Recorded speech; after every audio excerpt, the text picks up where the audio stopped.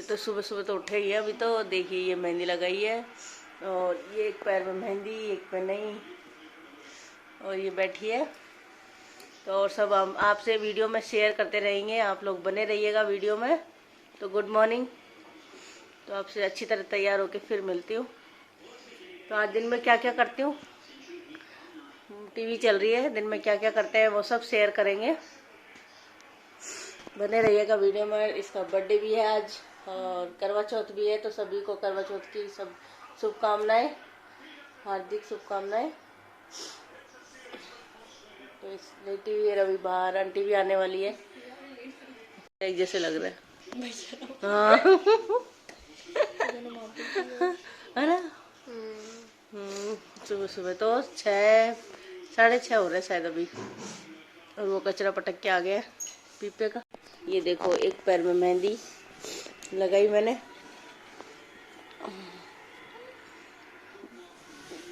तो अच्छा तो नहीं लगा पर क्या करूँ, लगानी पड़ी। और ये देखो हाथ में, दिख रही है आप लोगों को, ये मेरी मेहंदी, ये दूसरे हाथ की।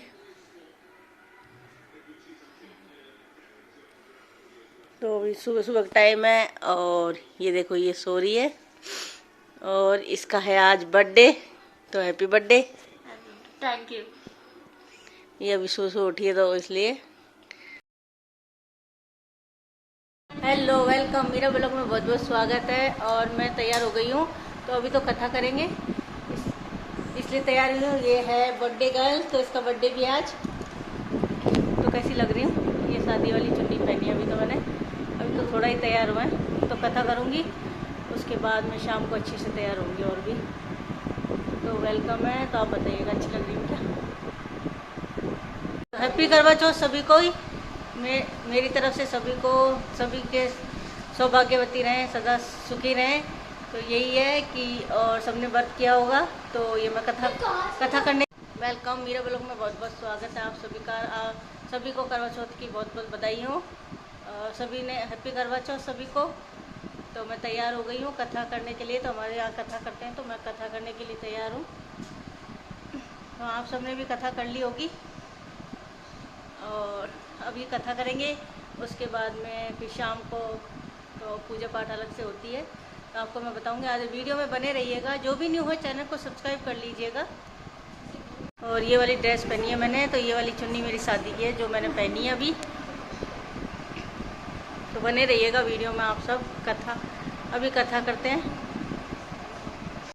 अपनी बहन से बहुत प्यार करते थे, यहाँ तक कि पहले उसे खाना खिलाते फिर स्वयं खाना खाया करते थे। एक दिन जब करवा चौथ का व्रत आया तो करवा अपने ससुराल से मायके आई हुई थी। शाम को जब भाई खाना खाने बैठे तो आया कि आज उसका करवा चौथ का निर्जला व्रत है और वह खाना चंद्रमा को अर्घ देकर ही खाएगी। अपनी बहन को भूख प्यास से खाना खा लो। करवा भागी भागी अपनी भाभीियों के पास गई और कहने लगी, भाभी चलो चांद निकल गया, अर्घ देकर खाना खाते हैं। भाभियां सारी बात जानती थी। वो बोली, बाई साहब अभी आपका चांद निकला है, आप अर्घ देकर खाना खा लो, हमारा चांद निकलने में अभी समय है। करवा भोली भाली भाभियों की ये बात नहीं समझ पाई और चांद को अर्घ देकर खाना खाने बैठ गई। जैसे ही पहला निवाला तोड़ा तो उसे छींक आ गई, दूसरा निवाला तोड़ा तो उसमें बाल निकल आया और तीसरा निवाला तोड़ते ही उसके ससुराल से खबर आ गई कि जैसे भी हालत में है तुरंत अपने ससुराल पहुँचे। सेठानी करवा को विदा करने के लिए जैसे ही कपड़े निकालने लगी तो कभी उसके हाथ में काला कपड़ा आए तो कभी सफेद। ये देखकर सेठानी को बहुत चिंता हुई और वह करवा से बोली, बेटा रास्ते में जो भी मिले उन सबके पैर छूती जाना। जो भी तुझे बूढ़ सुहागन होने का आशीर्वाद दे तो वहीं अपने पल्ले में गांठ बांध लेना। माँ की ये बात सुनकर करवा अपने ससुराल के लिए निकल गई। रास्ते में जो भी मिला करवा उन सबके पैर छूती गई। सभी उसे खुश रहो सुखी रहो यह आशीर्वाद देते रहे, लेकिन किसी ने भी उसे बूढ़ सुहागन होने का आशीर्वाद नहीं दिया। अब करवा जैसे ही अपने ससुराल पहुंची तो घर के आंगन में छोटी ननद खेल रही थी। करवा ने जैसे ही ननद के पैर छुए तो वो बोली, खुश रहो, सुखी रहो, बूढ़ सुहागन हो, दूधो नहाओ, पूतो फलो। छोटी ननद के ऐसा आशीर्वाद देते ही करवा ने अपने पल्ले पर गांठ बांध ली। जैसे ही वो अंदर गई तो देखती है आंगन में उसके पति का शव रखा था और उसे ले जाने की तैयारी की जा रही थी। यह देखते ही करवा रोने लगी, विलाप करने लगी और कहने लगी, मैं इन्हें कहीं नहीं ले जाने दूंगी, इन्हें कहीं मत लेके जाओ। जब कोई भी उसकी बात नहीं माना तो वो बोली, मैं भी इनके साथ चलूंगी। सभी ने विचार किया कि साथ में ले चलते हैं इसको। सभी के साथ करवा शमशान घाट पहुंच गई। जब पति के अंतिम संस्कार का समय हुआ तो वह बोली, मैं इन्हें नहीं जलाने दूंगी। सब कहने लगे, पहले तो अपने पति को खा गई, अब उसकी मिट्टी भी खराब कर रही है। लेकिन करवा ने किसी की एक ना सुनी। सुबह शाम अपने पति की साफ सफाई करती और उसके पास बैठी रहती थी। सुबह शाम छोटी ननद आकर उसे खाना पानी दे जाया करती थी।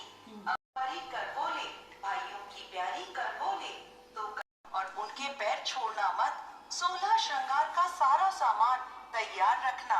ऐसा कहकर चौथ माता अंतर ध्यान हो गए। जब कार्तिक की बड़ी चौथ आई तो सारा सामान मंगवाया। जब ननद ने जाकर माँ को यह बात बताई तो सास बोली, पागल हो गई है, जो मांगती है दे आओ। छोटी ननद सुहाग का सारा सामान लाकर करवा को दे देती है। अब तो चौथ माता उसके सामने प्रकट हुई और कहने लगी, करवोले, घड़ी बुखारी करवोले, 7 भाइयों की प्यारी करवोले, दिन में चांद उगाने वाली करवोले। तब उसने उनके पैर पकड़ा बोली, अरे तू तो बहुत भूखी है, 7 भाइयों की प्यारी है, तुझे सुहाग का क्या काम?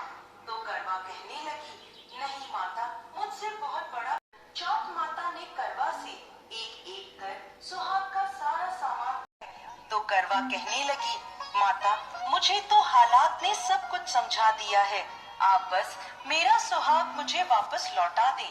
तब चौथ माता और उस जल से उसके पति को छींटा लगाया। जब छोटी ननद भाभी के लिए खाना लेकर आई तो देखती है कि भाभी की झोपड़ी तो कहीं है ही नहीं, उसकी जगह एक बड़ा सा महल खड़ा है। उधर करवा खिड़की में बैठी छोटी ननद के आने की प्रतीक्षा कर रही थी। छोटी ननद को आता देख करवा दौड़ी दौड़ी उसके पास गई और कहने लगी, देखो बाईसा, आपका भाई जीवित हो गया, घर जाओ और माता जी से कहो कि गाजे बाजे के साथ हमें लेने आए। भी उसके साथ साथ दिमाग खराब हो गया है। तो वह बोली, नहीं नहीं माँ, मैंने अपनी आँखों से देखा है, भाई जीवित हो गया है। ये सुन माँ और बेटी दोनों गाजे बाजे के साथ अपने बेटे और बहू के पास पहुँचे। बेटे को जीवित देख सास बहू के पैर छूने लगी और बहू सास के पैर छूने लगी और कहने लगी, माताजी देखो आपका बेटा जीवित हो गया। तो सास बोली, बहू मेरा बेटा नहीं, तेरा पति जीवित हो गया। मैंने तो साल भर पहले ही इसका अंतिम संस्कार कर दिया था, ये तो तेरे भाग्य से वापस आया है। हे चौथ माता, जैसी पहले साहूकार की बेटी के साथ करी वैसे किसी के साथ मत करना, और बाद में जैसे करवा के पति को लंबी आयु दी वैसे ही इस कथा को कहने वाले, सुनने वाले और हुकारा भरने वाले सब पर कृपा करना। जय चौथ माता। करवा चौथ के बाद में गणेश जी की कथा सुन रहे हैं अब, तो आप सभी बने रहिएगा वीडियो में। माई थी, वह बहुत ही गरीब और दृष्टिहीन थी। उसके एक बेटा और बहू थे। वह बुढ़िया सदैव गणेश जी की पूजा किया करती थी। एक दिन गणेश जी प्रकट होकर उस बुढ़िया से बोले, बुढ़िया माँ, तू जो चाहे सो मांग ले। बुढ़िया बोली, मुझसे तो मांगना नहीं आता, कैसे और क्या मांगू? तब गणेश जी बोले, अपने बहू बेटे से पूछकर मांग ले। तब बुढ़िया ने अपने बेटे से कहा।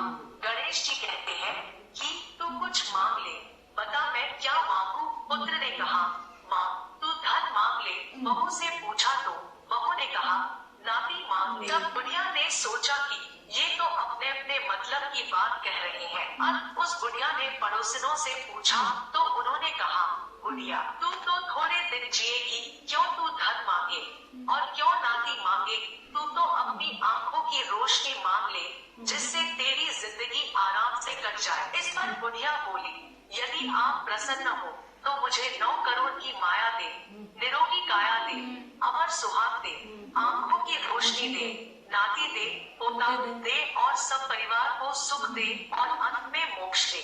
यह सुनकर तब गणेश जी बोले, बुढ़िया माँ तुमने तो हमें ठग लिया, फिर भी जो तूने मांगा है वचन के अनुसार सब तुझे मिलेगा। और यह कहकर गणेश जी अंतर्धान हो गए। उधर बुढ़िया माँ ने जो कुछ मांगा वह सब कुछ मिल गया। हे गणेश जी महाराज, जैसे तुमने उस बुढ़िया माँ को सब कुछ दिया वैसे ही सबको देना। यही कथा खत्म होती है। भगवान सबको देना, जैसे बुढ़िया माई को दिया वैसे।